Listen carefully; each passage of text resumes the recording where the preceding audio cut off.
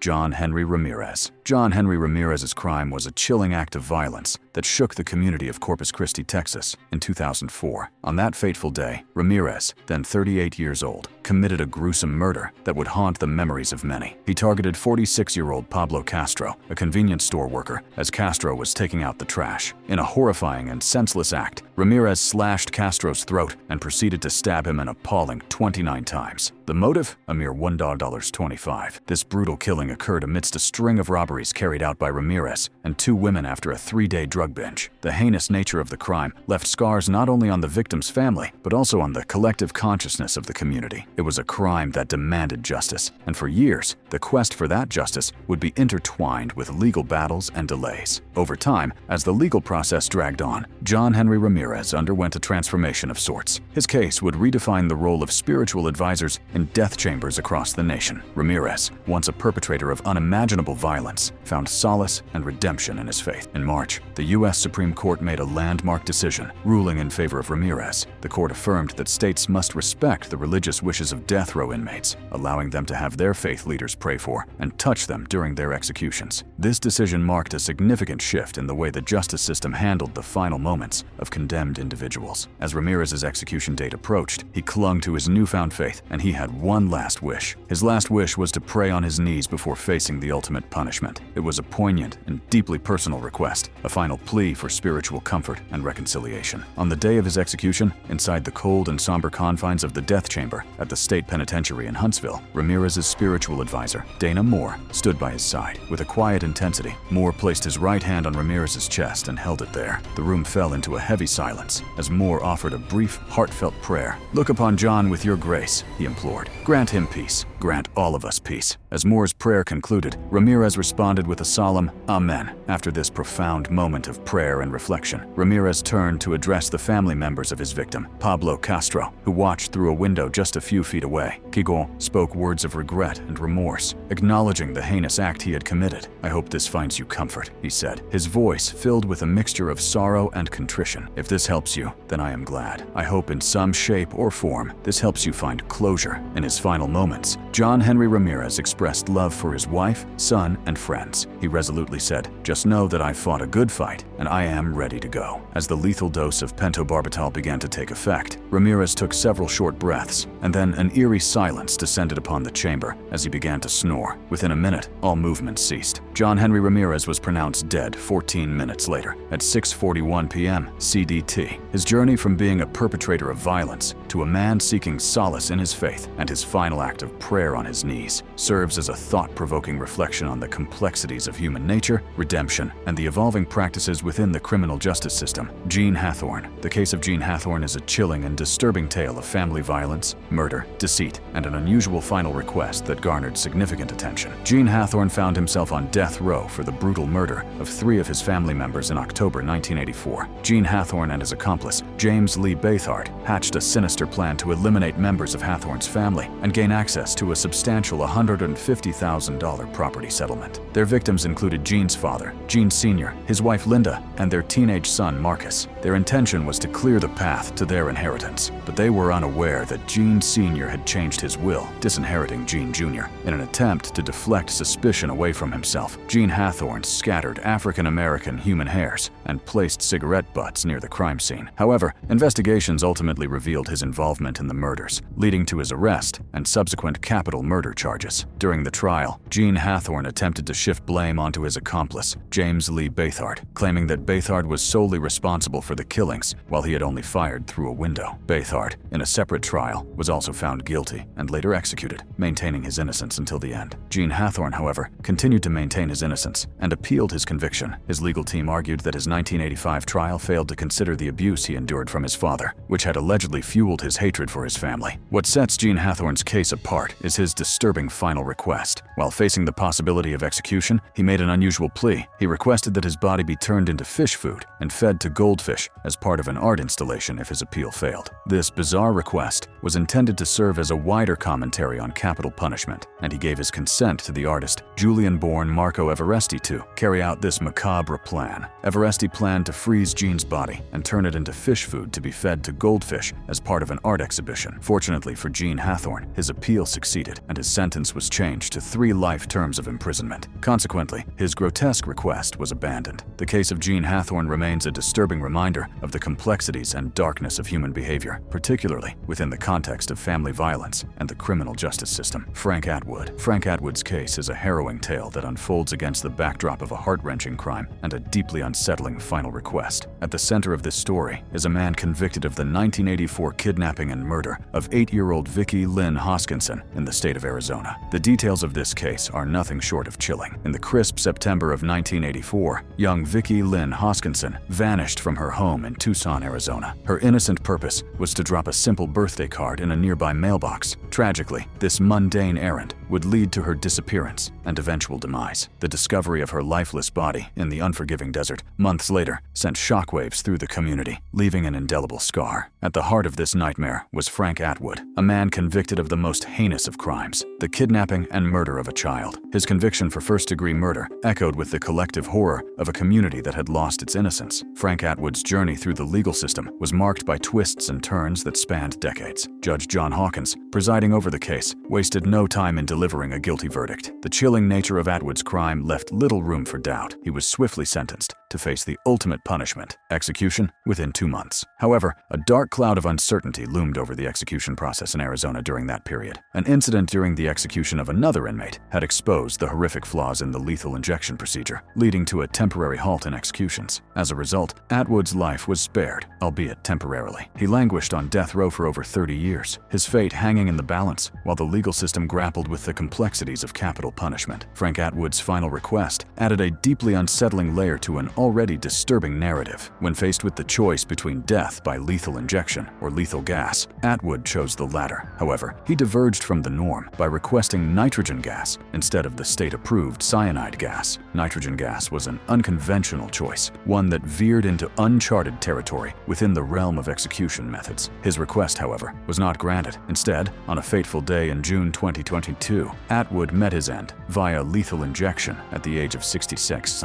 As he faced his final moments, Atwood, who had found solace in the Greek Orthodox Church during his time in prison, was accompanied by a priest. His last words were imbued with an eerie sense of resignation and hope for divine mercy. The case of Frank Atwood serves as a somber and thought-provoking reminder of the complexities inherent in the criminal justice system, especially in matters concerning the death penalty. Atwood's unconventional request for a different method of execution cast a spotlight on the ethical and practical challenges that continue to surround capital punishment in the United States, leaving an indelible mark on the annals of criminal justice history. Thomas Douglas Arthur. Thomas Douglas Arthur, known as Tommy, was a central figure in a lengthy and complex legal saga that culminated in his execution. His story is a chilling one, marked by allegations of contract killing and a steadfast insistence on his innocence. Here are the key elements of his case. Thomas Arthur's legal odyssey began with his conviction for the 1982 murder of Troy Wicker in Muscle Shoals, Alabama. The case took a sinister turn as it was revealed that Judy Wicker, Troy's wife, had claimed to hire Arthur to carry out the murder. She alleged that she paid him $10,000 to kill her husband after an extramarital affair. Adding a layer of intrigue to Arthur's criminal history was his prior conviction in 1977 for the murder of his sister-in-law in Marion County. Arthur openly admitted to this crime, but he vehemently maintained that he had no involvement in Troy Wicker's death. His attorney suggested that Judy Wicker had falsely accused Arthur in an attempt to avoid the death penalty and secure the possibility of parole, despite the weight of the evidence against him. What sets Arthur's case apart is the sheer number of times he faced scheduled executions, only to have them stayed. He was, in a sense, a legal Houdini, narrowly escaping the ultimate punishment time and time again. His execution dates in 2001, twice in 2007, 2008, 2012, 2015, and 2016 were all stayed within days of being carried out. As the final execution date loomed in May 2017, Thomas Douglas Arthur made a request that sent shockwaves through the criminal justice system. He accepted his impending fate, but asked not to be executed by lethal injection, citing a debilitating back injury that he argued would make the process more painful and exacerbate his suffering. Instead, he made an unconventional request. He wanted to be executed by firing squad. This request was grounded in the belief that death by firing squad would be less painful and agonizing than lethal injection, given his physical condition. Despite the disturbing nature of this request, the court did not approve it. On May 26, 2017, at the age of 75, Thomas Douglas Arthur was executed by lethal injection in Alabama, marking the end of a legal saga that had spanned over 3 decades. Thomas Douglas Arthur's case stands as a stark example of the complexities and controversies surrounding the death penalty in the United States, from multiple convictions to last-minute appeals and a final request that challenged the norms of execution methods. It remains a haunting chapter in the annals of criminal justice history. James Edward Smith,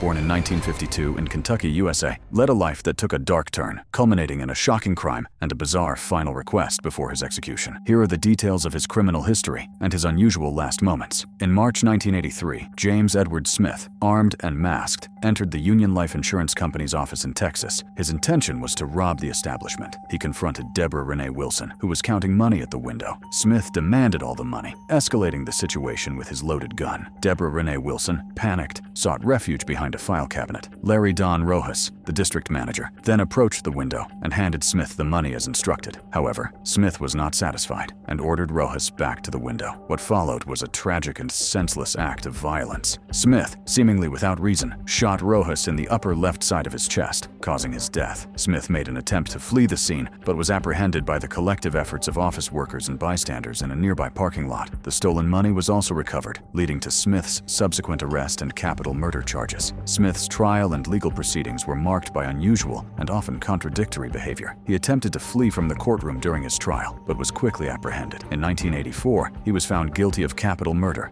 His mother, Alexine Hamilton, initially appealed his execution, claiming that he was not mentally competent. This led to a temporary reprieve, but in a bizarre twist, Smith, despite maintaining his innocence, expressed a strong desire to die. James Edward Smith's final request before his execution is what truly sets his story apart. He requested Racunda dirt as his last meal. This request was deeply rooted in his belief in voodoo rituals. Smith believed that consuming this dirt would facilitate his reincarnation and allow his spirit to move on from the material world. However, the state authorities denied this highly unconventional request because it did not align with the approved meal options for condemned inmates. On June 26, 1990, James Edward Smith was executed by lethal injection. In his final statement, Smith vehemently proclaimed his innocence, not kill anyone. Despite this claim, he did not beg for his life and refused any further legal assistance. Instead, he expressed his readiness to die. Smith's parting words included a reference to the Hare Krishna belief, suggesting that he had a complex spiritual journey that included voodoo rituals, black magic, and a stint as a voodoo priest. James Edward Smith's execution proceeded despite the U.S. Supreme Court finding enough evidence to review his case. This unusual situation marked a departure from typical legal procedures. Smith's complex background, his readiness to embrace death, and his bizarre last request all contribute to the enigmatic and unsettling nature of his story. Victor Harry Figuer was a convicted murderer and a significant figure in the history of the death penalty in the United States. Born in 1935, Victor Figuer led a troubled life, eventually becoming a drifter. In the summer of 1960, he arrived in Dubuque, Iowa, where he rented a room in a boarding house. His criminal activities began when he phoned physicians, listed alphabetically in the local yellow pages. This sinister quest led him to Dr. Edward Bartles. Figuer's criminal activities escalated dramatically when he kidnapped and killed Dr. Bartles in Illinois. He lured the physician by falsely claiming that a woman needed medical attention. Dr. Bartels was found dead in a cornfield with a single gunshot wound to the head. Figuer was subsequently arrested in Birmingham, Alabama, while attempting to sell Dr. Bartels' car. Authorities believed that Figuer's motive for killing Dr. Bartles was to gain access to any drugs the physician might have carried for patient treatment. Because Figuer had transported his hostage across state lines, federal charges were filed against him. In his defense, Figuer concocted a story about a drug addict from Chicago, whom he allegedly met in Dubuque, being the actual murderer of Dr. Bartels. Figuer claimed he had killed the drug addict and disposed of his body in the Mississippi River. However, authorities found no evidence to support the existence of this supposed accomplice. Figuer was tried and convicted in federal court for his crimes, and he received a death sentence. He submitted an appeal,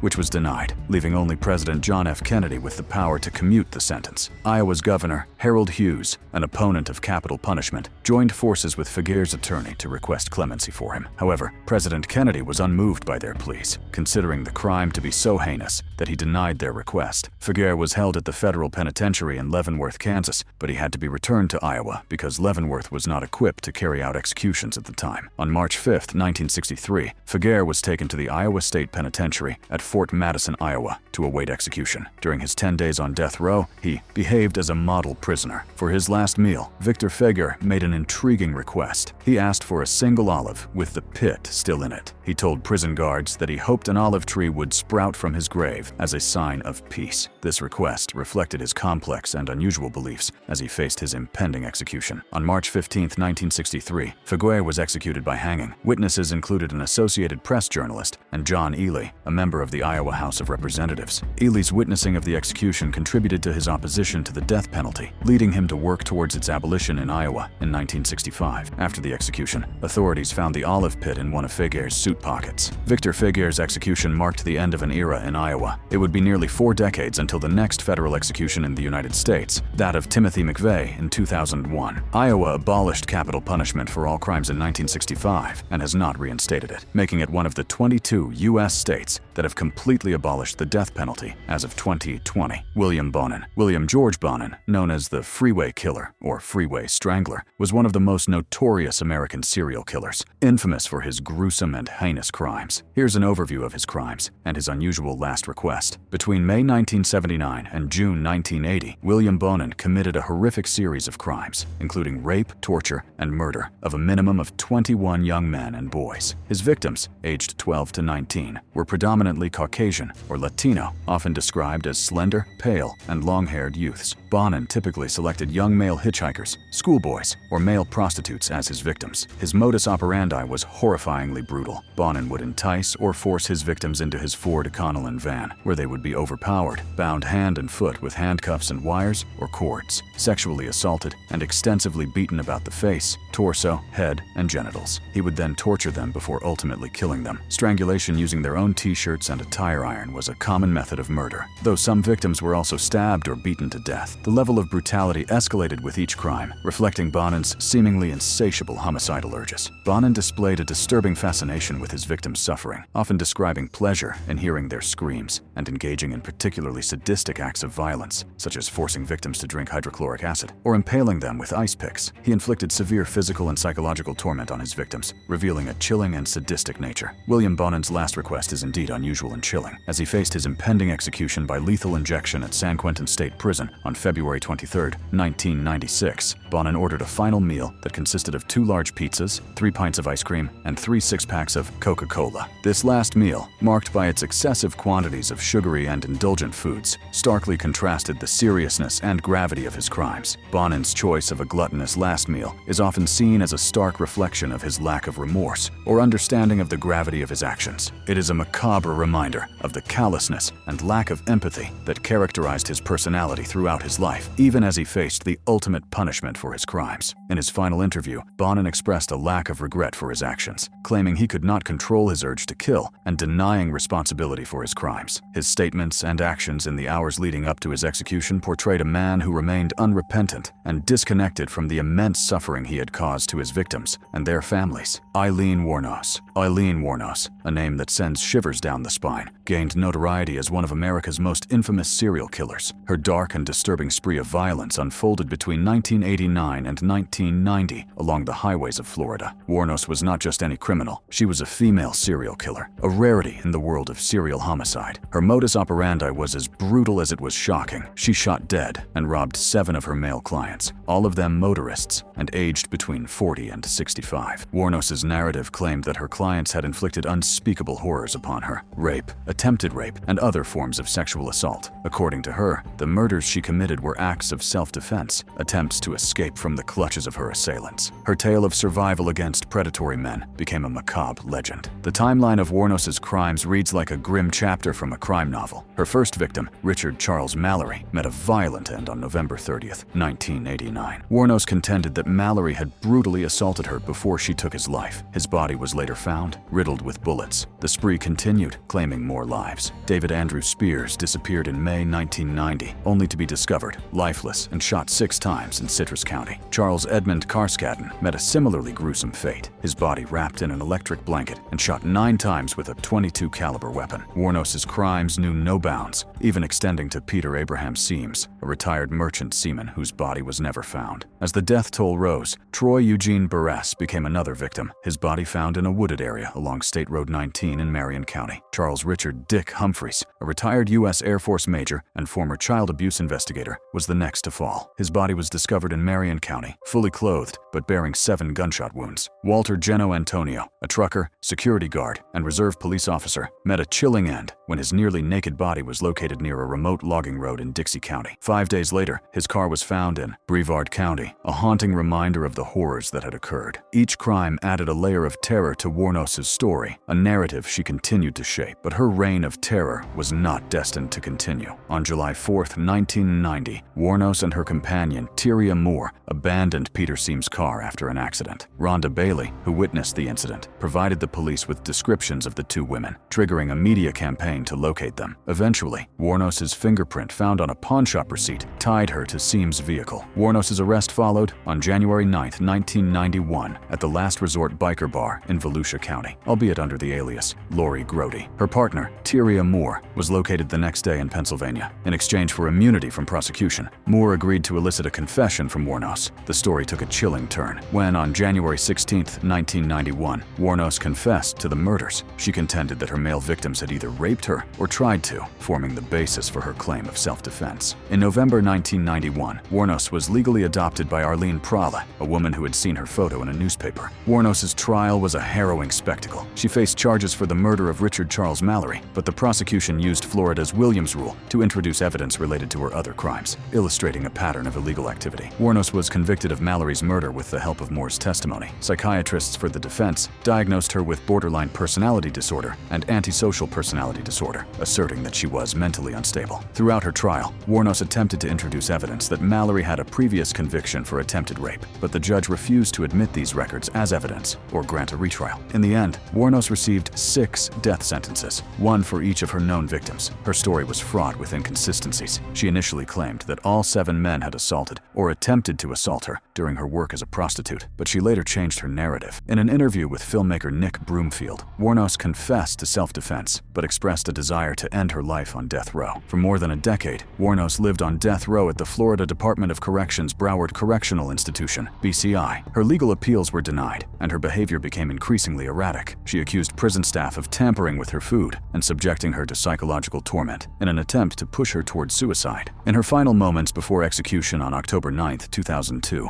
Wuornos delivered chilling last words. "Yes, I would just like to say, I'm sailing with the Rock, and I'll be back. Like Independence Day, with Jesus. June 6th, like the movie, big mothership and all. I'll be back. I'll be back." These words hinted at a belief in an afterlife or reincarnation, leaving an eerie and lasting impression. Aileen Wuornos's story remains one of the most haunting and perplexing chapters in the annals of American crime history. Her crimes, her tumultuous trial, and her enigmatic last words continue to captivate and disturb to this day. Patrick Bryan Knight. Patrick Bryan Knight's name is etched in infamy as a murderer whose heinous crimes sent shockwaves through Amarillo, Texas in 1991. Born on January 12, 1968, Knight's life took a dark turn on August 27, 1991, when he committed a brutal double murder that would ultimately lead to his execution on June 26, 2007. The victims of Knight's horrifying rampage were Walter Werner, 56, and Mary Ann Werner, 58. On that fateful day, when the Werners returned to their Amarillo home from work, they had an unexpected and terrifying encounter with Knight and his accomplice, Robert Bradfield. The assailants locked the Werners in their own basement, setting the stage for a nightmarish ordeal. Knight and Bradfield wasted no time in their quest for money, commandeering Werner's vehicles to fulfill their sinister plans. That night, they bound, gagged, and blindfolded the helpless couple. Then, they forced Walter and Mary Ann into their own van and drove them to a remote location in the countryside.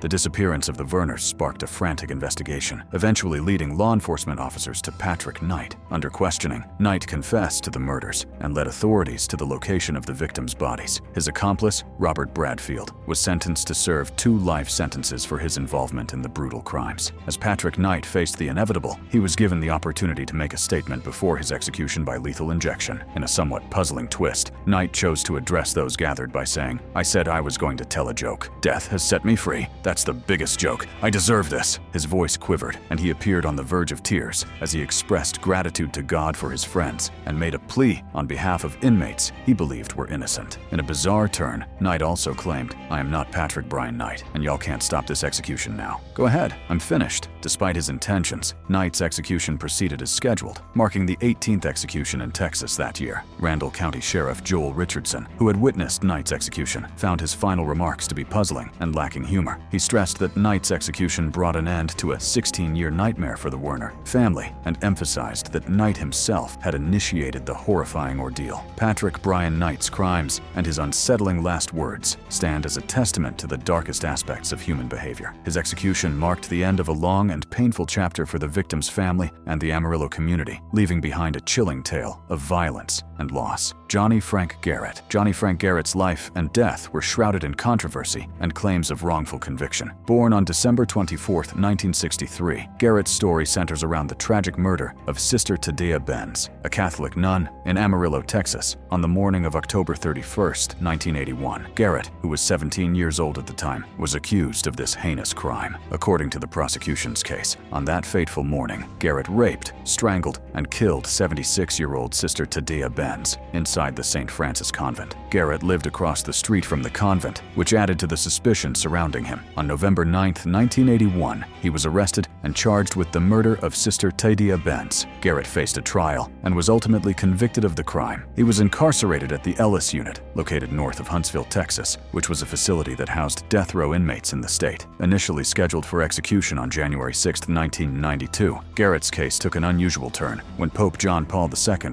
appealed for clemency. Responding to this plea, Governor of Texas Ann Richards granted Garrett a temporary reprieve. However, this delay in his execution did not ultimately save him from death row. Subsequently, the Texas Board of Pardons and Paroles conducted a hearing to determine whether Garrett should have his death sentence commuted to life in prison. Despite arguments made by his supporters, including a diagnosis of multiple personalities due to child abuse by his family members, the death sentence was upheld by a vote of 17-1. On February 11, 1992, at the age of 28, Johnny Frank Garrett was executed by lethal injection at the Huntsville unit. His final meal request was a simple one: ice cream. While the official records from the Texas Department of Criminal Justice stated that Garrett declined to make a last statement, there are reported last words attributed to him at the time of his execution. These words, widely quoted, were, "I'd like to thank my family for loving me and taking care of me. The rest of the world can kiss my ever-loving ass." The case of Johnny Frank Garrett remains a subject of controversy and debate, with claims of his innocence persisting even after his execution. Director Jesse Quackenbush's documentary, The Last Word, argued that Garrett was wrongfully convicted due to overzealous prosecutors and inadequate legal representation. This compelling and troubling story was also adapted into the semi-fictional horror film Johnny Frank Garrett's Last Word, further fueling discussions about the justice system and the possibility of wrongful executions. Jeffrey David Matthews. Jeffrey David Matthews was a convicted murderer who faced execution in Oklahoma for his involvement in a heinous crime. Born on September 28, 1972, his life ultimately led him to death row due to a tragic incident that occurred on January 27,